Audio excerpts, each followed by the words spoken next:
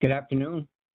Welcome and thank you everyone for joining us for today's presentation covering NYSERDA's Drive Clean Rebate Program.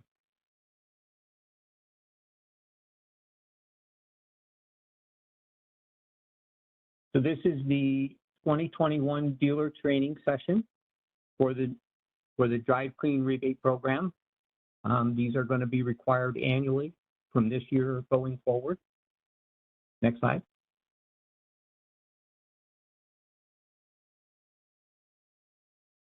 Just some ground rules. All phones are muted. If you have questions, please submit them into the questions and answers box. A copy of this presentation will be emailed to all attendees. And all of these sessions are being recorded, and one of them will be posted on our website in the near future. Next slide. My name is David McCabe. I am the project manager for NYSERDA, the New York State Energy Research and Development Authority. You will also hear from Rachel Zook. She is the project manager for CSE, the Center for Sustainable Energy. They're our implementation contractors for this program. So the objective of today's webinar is to go over the recent changes to the rebate levels for the Drive Clean Rebate Program, as well as offer a refresher training course for the application process. Next slide. I won't go into too much detail on this slide, but basically, as I said, we're going to go over the recent changes. We will discuss the application process as well as all of the documents that are required. We will talk about the rebate payment process as well as some resources and additional incentives that may be available for you. Next slide. This program is part of New York State's Charge New York initiative. It was designed to reduce our dependence on imported petroleum, as well as reduce emissions from New York's transportation sector. This program has accelerated the deployment of zero-emission vehicles in New York State, zero-emission vehicles being plug-in hybrid electric vehicles, battery electric vehicles, and fuel cell electric vehicles. Next slide. So plug-in hybrid electric vehicles have an electric motor and a gas engine. They have smaller battery packs and will go shorter distances on the battery alone before switching to the gas engine. As opposed to a battery electric vehicle that has just an electric motor, these vehicles have much larger battery packs and will travel further distances running on electricity alone. Next slide. This program was launched in March of 2017, over 4 years ago. It is run by NYSERDA and administered by CSE. Listed here is contact information, both phone and email, for CSE. Next slide. This program is a point-of-sale rebate initiative, meaning the rebate is given to the customer during the vehicle transaction. It reduces the cost of purchasing or leasing a zero-emission vehicle. It is for New York State residents, businesses, and government entities. One thing to note is that the rebate is subject to sales tax. Next slide. When we launched this program in 2017, we had a budget of $55 million. As these funds were being depleted earlier this year, we added an additional $30 million, bringing the total budget to $85 million. There is over $9 million remaining in the program. On our website, we have a budget tracker where you can track the amount of funding that is remaining. The first link is a link to NYSERDA's Drive Clean Rebate website. The second link is for the implementation manual. The implementation manual describes all the rules and requirements of the program. It is recommended that you download a copy of this implementation manual and have it for quick and easy reference. Next slide. To participate, dealers must first enroll in the program. Once your application has been approved, you can then begin giving out rebates at the point of sale during the vehicle transaction. Once this vehicle transaction has taken place, you'll have 60 days to submit an application on our online rebate system. The vehicle transaction date is the date that the vehicle is delivered and the sale is completed as memorialized by the date on the New York State MV50 form. Once your application has been reviewed and all the documents are there, you will receive payment from NYSERDA either by EFT, electronic funds transfer, or by paper check. And as I mentioned earlier, we're going to have these training webinars annually moving forward, and everyone must participate in an annual training in order to maintain eligibility in the program. Next slide. So to participate in the program, the dealership must be registered with New York State DMV as a new car dealership, offering one or more eligible vehicles. And to enroll in the program, you must fill out this application. It's a very short application process, but the application is at this link. Next slide. So the vehicle purchaser must be a New York State resident, a licensed business, or a government entity. They must purchase or lease a new vehicle from a participating dealership. Now, there are roughly 1,000 dealerships in New York State, and close to 800 of them are enrolled in our program. So about 80% of all dealerships are enrolled in this program. The purchaser must own or lease the vehicle for at least 36 months and maintain New York State residence. The purchaser will agree to the vehicle purchaser terms and conditions. It is a form that they must sign. It is one of the required documents. And there is no cap on the amount of rebates that any one customer can receive. Next slide. So the vehicle must be a new vehicle. It must be a four-wheeled, light-duty, zero-emission vehicle, so motorcycles are not eligible. It must have an OEM warranty that covers the drivetrain. And we do have a list of all the eligible vehicles on our website, which has all the rebates from prior to July 1st, as well as the rebates after July 1st. Next slide. There are some used vehicles that may be eligible. You can file an exemption for these. Examples are unregistered floor models, test drive vehicles, rollbacks, registered dealer loaner vehicles. There is some additional documentation that will be required to review this before we will give approval for them. There is more information covering this in section 3.3.1 of the implementation manual. Next slide. So these are the rebate levels that were in effect since the launch of the program in 2017. For over 4 years, they remained unchanged.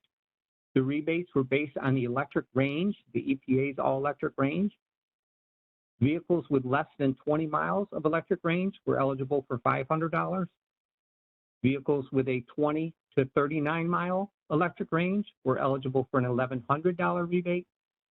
Vehicles with an electric range of 40 to 119 miles were eligible for a $1,700 rebate.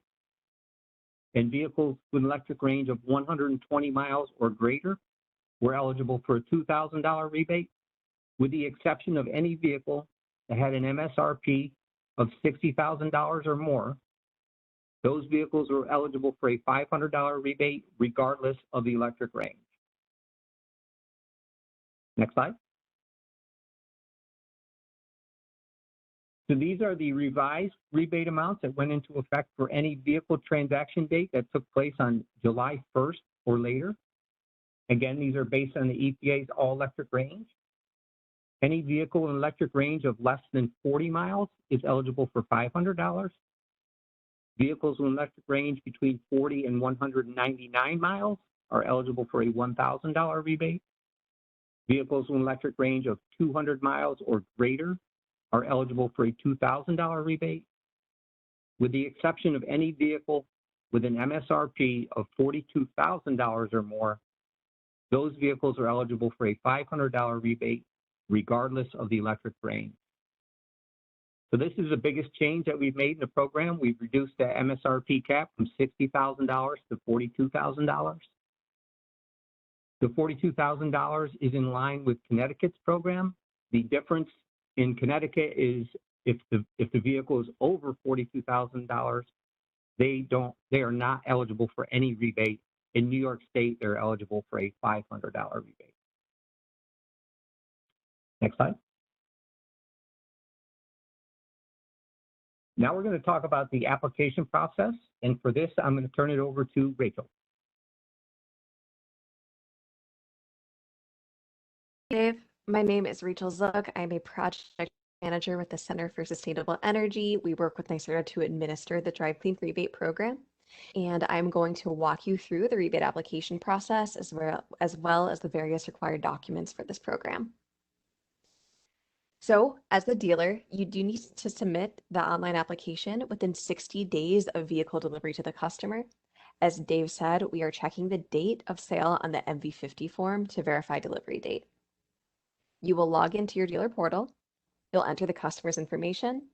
You'll enter the vehicle information step 3, and this is the point that funding is reserved for the application. Once you've started the application, you have 10 days to upload all supporting documentation and submit the application. If you don't do this within 10 days, the application automatically cancels. After your application is submitted, it goes into CSE's queue to review. We will review it. If we have any questions or concerns about the application, we will reach out to you. And then once your application is approved, you will be paid via either live check or EFT. So when you log into the dealer portal, your homepage should look roughly like this. You'll see that there's a menu at the top where you can start new applications or look at your existing applications. You'll also see that there is a budget tracker right in the middle of this page. And to the right of that budget tracker, there are 3 documents. One is the vehicle purchaser terms and conditions form. So if you ever need a copy of this as you're working with a customer, you can just go to this page and print one off. The second document is the program implementation manual. This will always be the most recent version of the implementation manual. So you can just log in here and look at the implementation manual, download it as needed. The third is the EFT bank information and authorization form. This is what you or somebody else at your dealership can complete to enroll in EFT. We strongly encourage you to enroll in EFT. If you're already enrolled and your banking information is changing, you can just complete this form again and we will update the system. If you've been receiving live checks for the last 4 years and you'd like to enroll in EFT, that's great. It is never too late to do this. So to start an application, you will click that Submit a New Application button towards the top. And the very first step, you will add the customer's information. This is all information that you should have just from completing paperwork with the customer. I do want to quickly flag the difference between the address 1 and the address 2 fields. So in the address 1 field, you should enter the physical address. This is the customer street address. If the customer has an apartment number, a unit number, a floor number, a PO box, that should go in the address 2 field. So again, address 1, street address. Address 2 is anything additional. Once you've saved the customer's information, you'll go on to step 2. And here you will enter the vehicle transaction date. Again, this is the date of sale on the MV50 form. It's very important that you are using this date and not any other date. We are always going to check the MV50 form to verify this. Once you add the vehicle transaction date, the eligible vehicle list will populate and you will be able to select the vehicle that the customer's purchased. In step 3, you'll enter the actual vehicle information. So this includes the VIN, the transaction type, purchase or lease. If it's a lease, how long the lease term is. It needs to be at least 36 months to be eligible for the program. We can't do 24 or 30-month leases. The vehicle year and the dealer transaction number. So the dealer transaction number is something internal to your dealership. It can be whatever you'd like it to be. If you have an invoice tracking system, if you want to use the last 6 digits of the VIN and the customer's last name, anything that helps you keep track of the application, we recommend that you establish a system and use it here. You can then use the dealer transaction number to search for each application in the portal, as opposed to needing to always look up the VIN or the actual application number. Once you complete step 3, the funds for the application are reserved. Step 4 is the dealer terms and conditions. You will need to check the box at the bottom of this page and click continue to move past this step. I'm not going to read everything that's on here, but this is very important. You are agreeing that you followed all the program rules and requirements and that you did indeed pass on the full amount of the rebate to the vehicle purchaser or lessee at the time of sale. Step 5 is an application review step. You're actually not entering any information into step 5. It is a chance for you to take a minute and look at everything that you've entered so far to make sure that it looks right. If anything looks off, you can just click the back button to go to the step that's incorrect and make any corrections that you need. If you also want to keep a copy of the application for your records, this is a good point to do that. You can click the print button to either fully print off a copy of this, or you can use the print button to just save a copy as a PDF to your computer. In step 6, you will upload all of the required documents. So there are 4 fields that are pre-populated, and you will always need to upload these documents. That's the DMV form MB50, the DMV form MB82, the signed vehicle purchaser terms and conditions form, and the final buyer's order or lease agreement. Again, these 4 forms we will always need. If you have any other documents that you'd like to upload, maybe the customer's driver's license is in a separate file than the terms and conditions, maybe there's an additional contract that you'd like us to see, you can use that other document section to do this. You'll just create a name for the document, let's say driver's license, and then you'll use the choose file or browse button to select the appropriate file from your computer. Once you've completed uploading all the documents, you'll move on to step 7. And step 7 is just clicking the submit button. It's very important that you do remember to do this. If you go all the way through step 6, you upload all the documents, but you don't click submit, the application isn't registered as submitted and it will automatically cancel after 10 days. There are several reasons that an application might be rejected or that we might request additional information. One is that the vehicle purchaser is not eligible.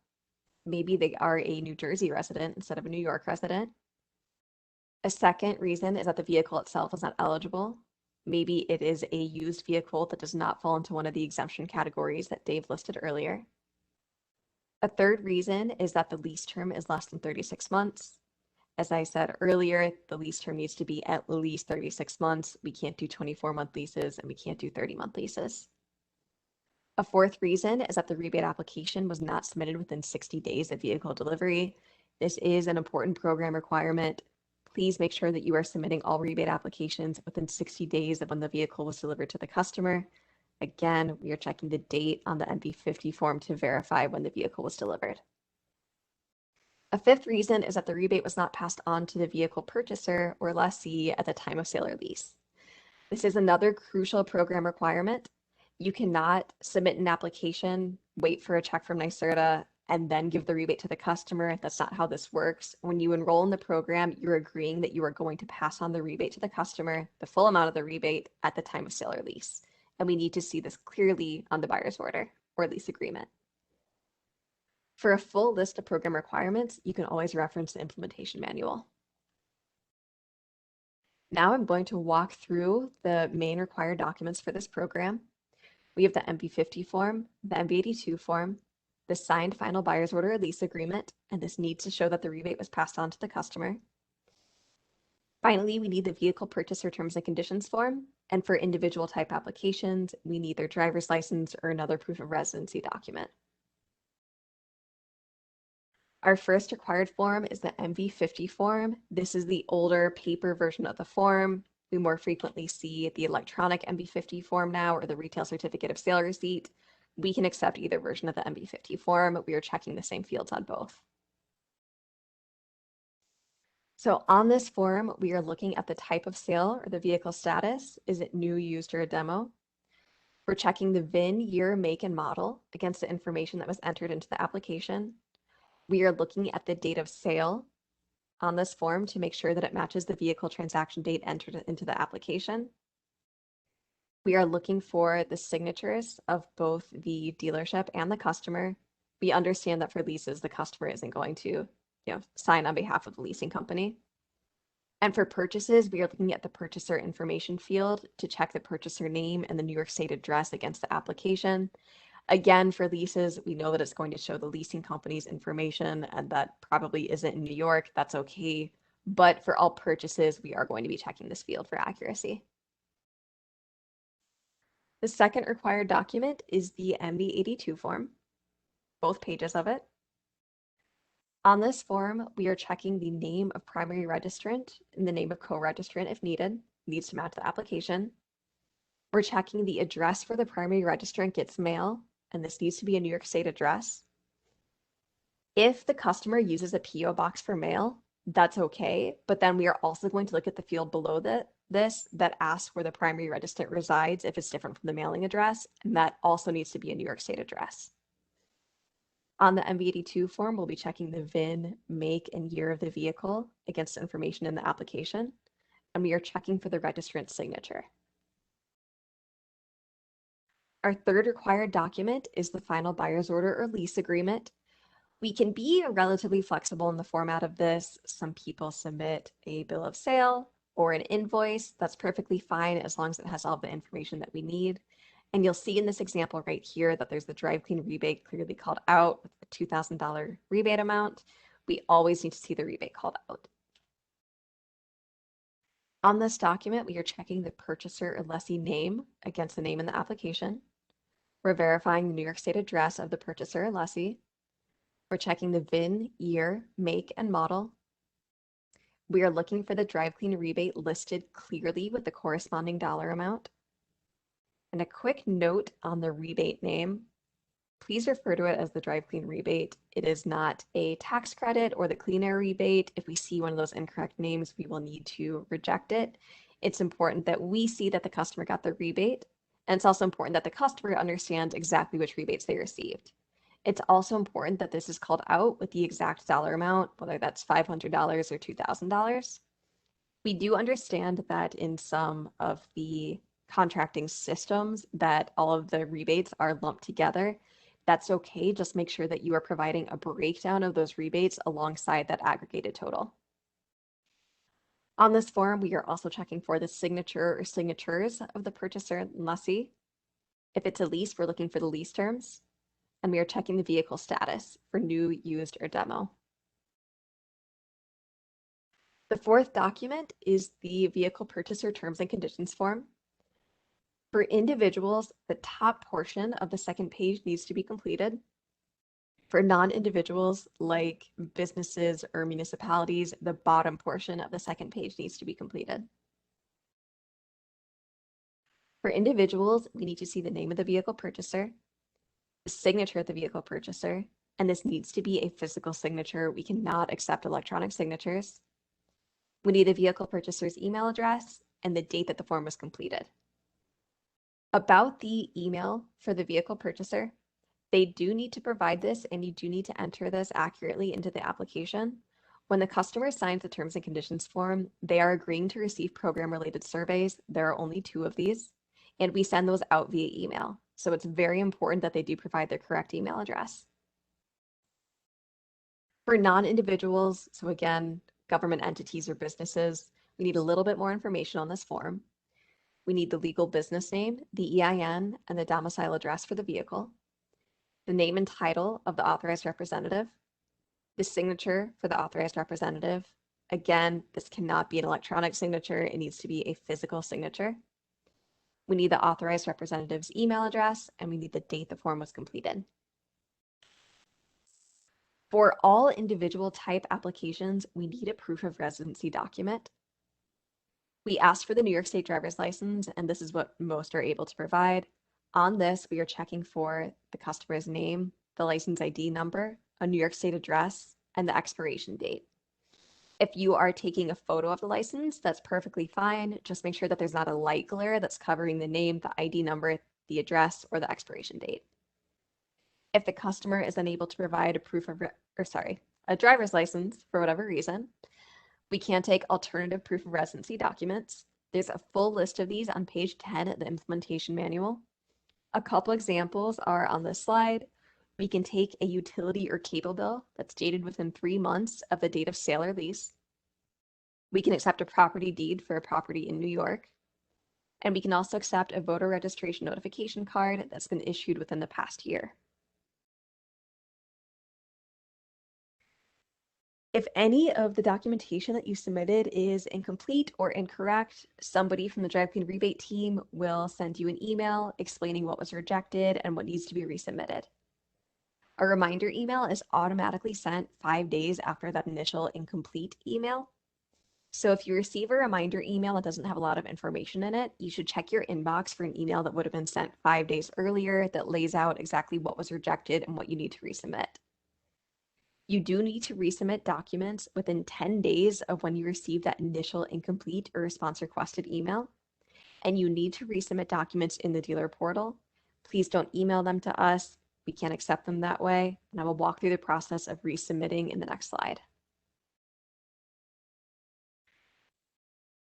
In the portal, you will click on the Projects tab and select the relevant project name from the list. Alternatively, you can use the search feature in the portal to search by the application number or that dealer transaction number that you entered into step 3 of the rebate application. From the Details tab, you will scroll down to the document section. It will look like the picture that is on the slide. You'll then click the Choose File or Browse button in the Rejected Document category to locate the corrected document on your computer.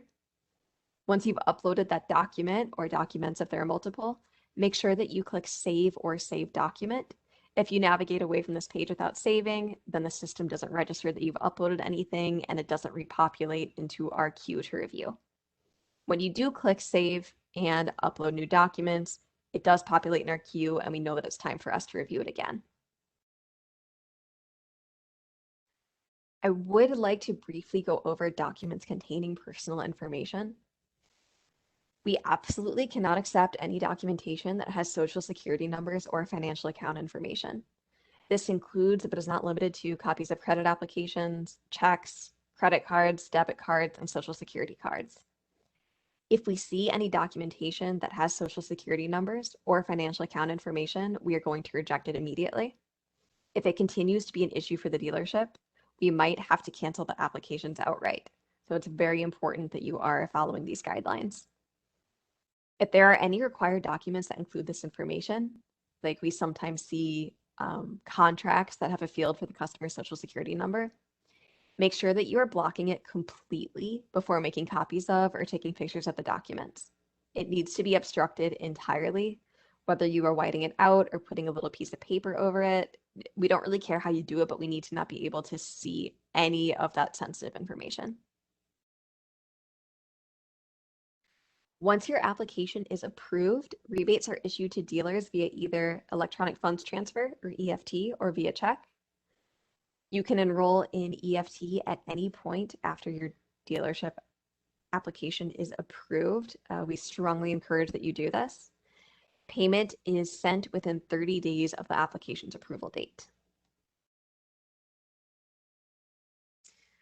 So I've gone over the process of submitting applications and the required documents. There are just a few slides left, and I'm going to go over some additional information that I think is going to be helpful for your dealership. The first is the process of adding users to the dealership's account. This is something that only the primary contact has the access to do. So the primary contact for each dealership should have access to this Manage Users tab that you see on the slide.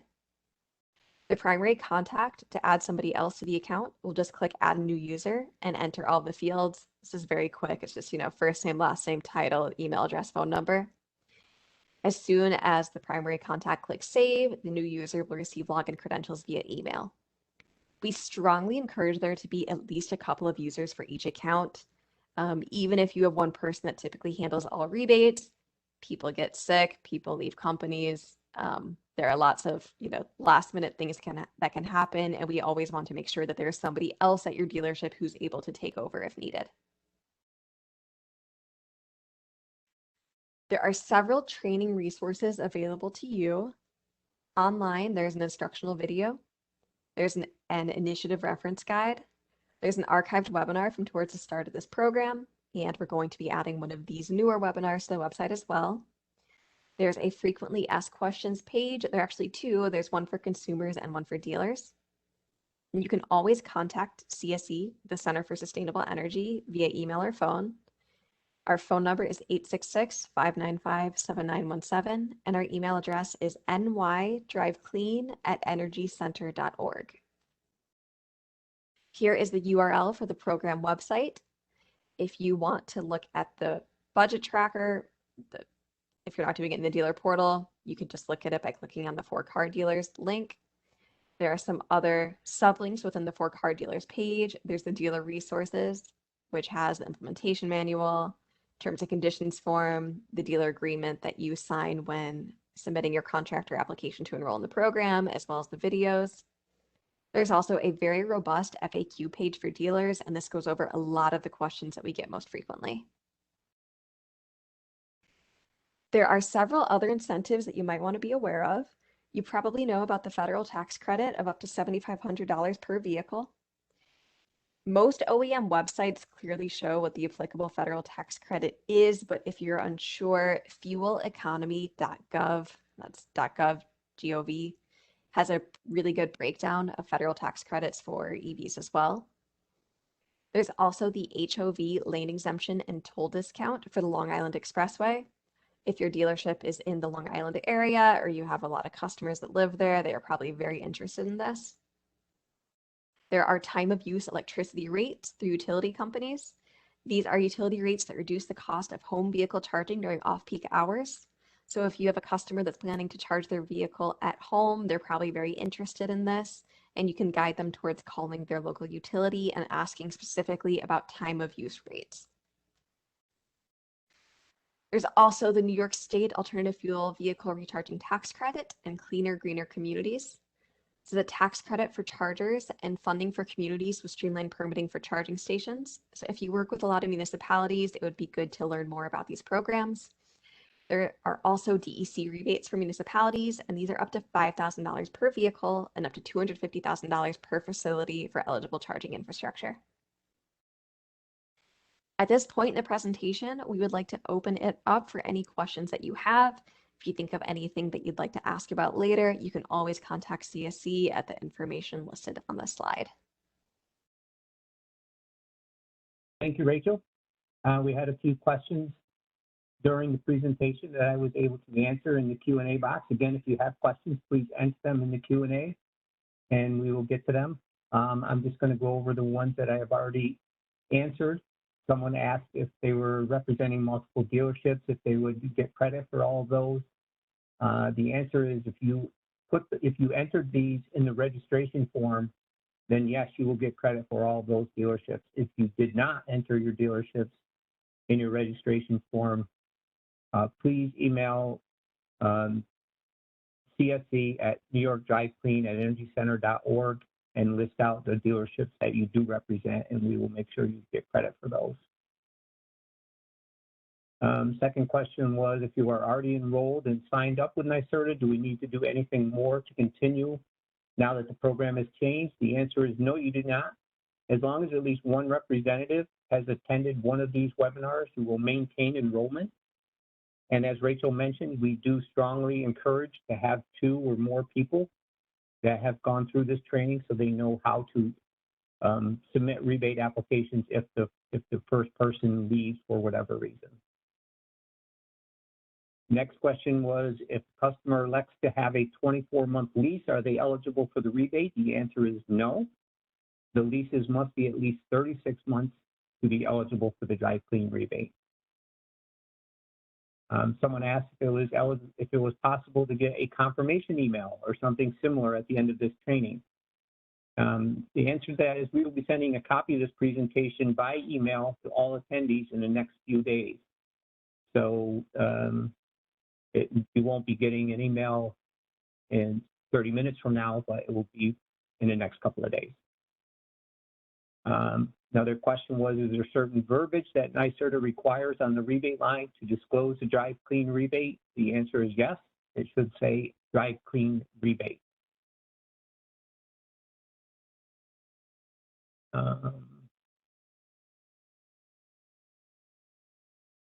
Another question that was just entered says, will help submissions be processed once one person has maintained enrollment requirements? And the answer to that is yes.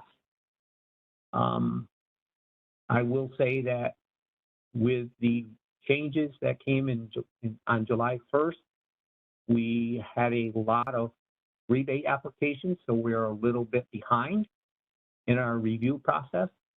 So some of these, it'll be a little while before we can get to all of these applications. What if customers have no email address? I don't know if we've seen that. Have we, Rachel? There might have been a few out of 45,000, maybe. It's very unusual that they don't have an email address. It is certainly unusual. I mean, especially for somebody to be getting an electric vehicle but not have an email address. If this is the case, please put something that is clearly fake into the email address field, like noemail@noemail.com, so that we know that we should remove it before sending out surveys. Next question is, can an out-of-state dealership give the Drive Clean Rebate to a customer who is a New York State resident? The answer to that is no.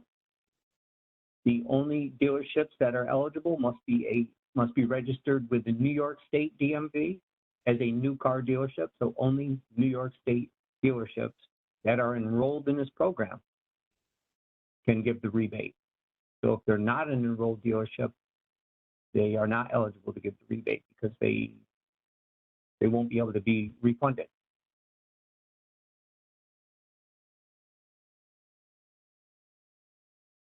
I think that's all the questions we have right now. Oh, no, I got a couple more here. My name is not the one registered on our dealership login, but I wrote the dealer name. Will this still show this webinar was taken by us? I think so, right, Rachel?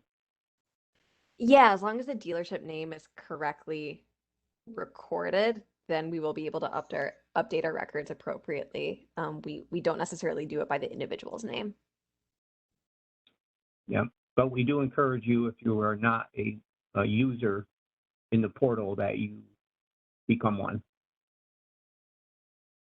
If a rejected document is not submitted in the 10-day period is canceled, does a new application need to be submitted?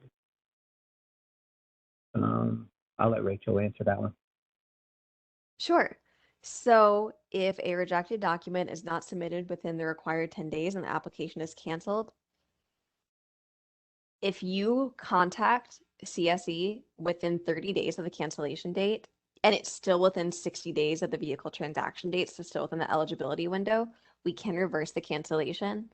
What you need to do is upload the document that had been rejected.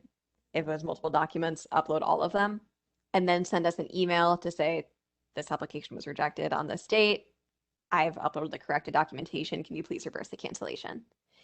If it surpassed the eligibility window, then you need to send an email to nydriveclean@energycenter.org and request that this be escalated for NYSERDA's consideration of a cancellation reversal.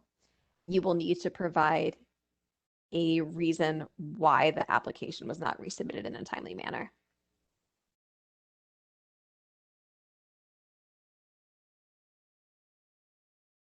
And it looks like the next question is send where and email or what phone number. So you should be sending these requests via email, and it's NY as in New York, nydriveclean@energycenter.org. ORG.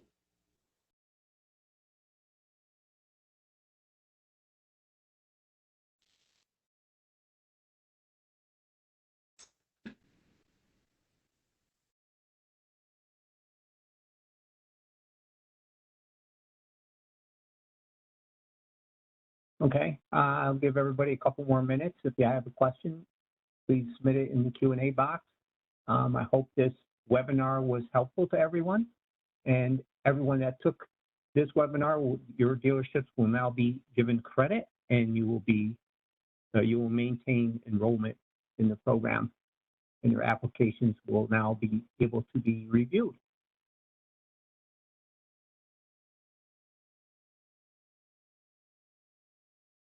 And I'm not seeing any more questions, so I'm going to wrap it up. Thanks, everyone, for joining us. And as I said, we will be sending an email with a copy of this presentation to everyone in the next few days. And thank you for joining us.